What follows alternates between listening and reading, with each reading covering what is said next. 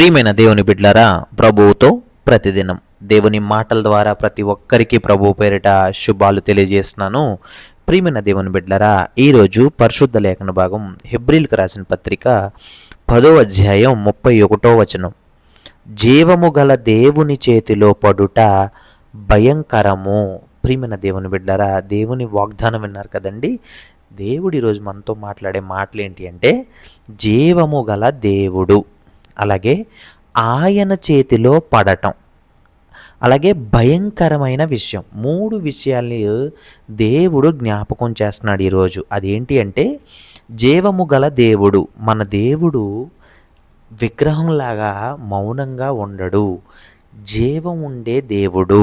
అలాగే ఆయన సజీవుడు, సమస్తమును కూడా చూచేవాడు, అలాగే తీర్పు చెప్పేవాడు. ఆయన చేతిలో పడుట, ఇది పశ్చాత్తాపం అనేది లేకుండా ఎవరైతే పాపంలో నిలుస్తారో చివరికి న్యాయ తీర్పు కూడా ఎదుర్కోవాలని ఎక్కడికి కూడా పారిపోలేడన్నమాట. ఖచ్చితంగా న్యాయ తీర్పు అనేది ఎదుర్కోవాలి. ఎవరైనా సరే, ప్రపంచంలో ఉన్న ప్రతి వ్యక్తి కూడా ఆ న్యాయ తీర్పుకి ఖచ్చితంగా ఉండాలి. అంటే ఎవరిని కూడా పారిపోలేరు, అలాగే కూడా ఎవ్వరూ కూడా రక్షించలేరు.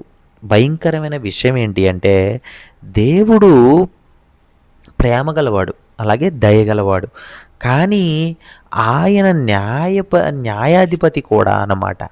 మనం బాగా జ్ఞాపకం చేసుకోవాలి.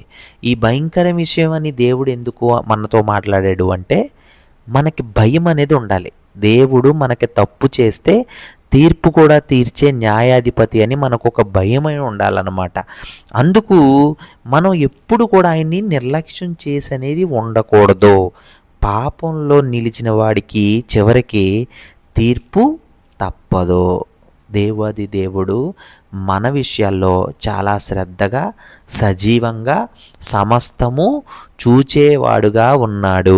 మనందరం కూడా మన కుటుంబాల్ని, మన బిడ్డల్ని అందరినీ కూడా దేవుని మాటలో రక్షించుకుని దేవాది దేవుడికి విధేయతగా ఉందాం.